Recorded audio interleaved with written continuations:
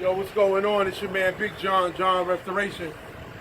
We out here, me and my man Monitor got the camera. We out here in Ohio picking up this 69 hardtop caddy. And it's cold, y'all see, but yo, no excuses.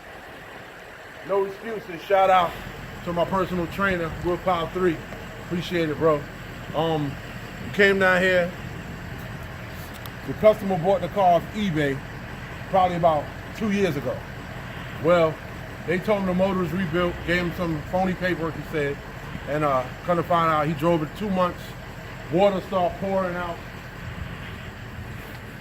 of where the oil is supposed to be sitting. And y'all see they freshly painted it, so he had a big disaster and it locked the whole motor up. The paint job looked glossy in the picture, y'all can tell. It ain't even been 2 years, or he had it in storage, so it shouldn't be like that. See the rust down here? See that? Y'all see that? Look. Y'all see that? That's what we dealing with. All right. He also want the interior redone.